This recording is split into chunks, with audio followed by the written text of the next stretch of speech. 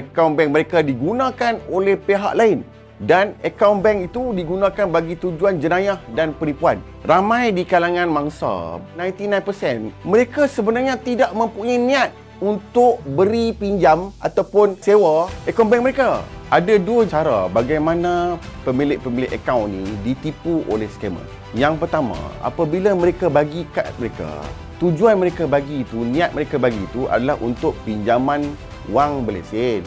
Tetapi mana dia orang tahu pinjaman wang berlesen ni sebenarnya adalah scammer. Dan ada kategori yang kedua, mereka pergi untuk bekerja. Tetapi majikan dia orang ni kata kena buka akaun bank untuk tujuan gaji.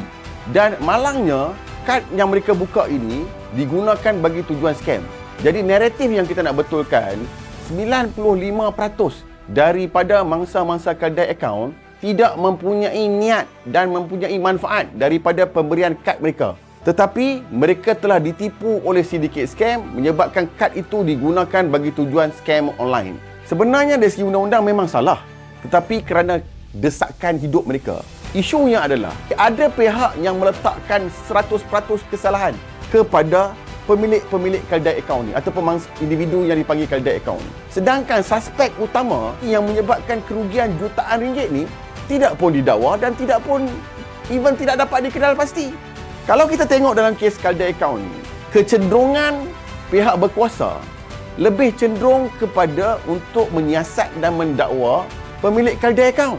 Dia dah jadi satu macam KPI pihak-pihak tertentu untuk menahan seramai mungkin pemilik kedai akaun. Mungkin kerana pemilik-pemilik kedai akaun ni kebanyakannya orang susah. Bila mereka susah, nombor satu, mereka ni tidak ada kemampuan untuk membuat pembelaan, lantik lawyer untuk bela diri. Jadi apa yang berlaku? Sama ada mereka mengaku salah ataupun kalau dia orang lawan, mereka tak ada duit nak cari untuk nak lawan. Jadi saya nampak ini merugikan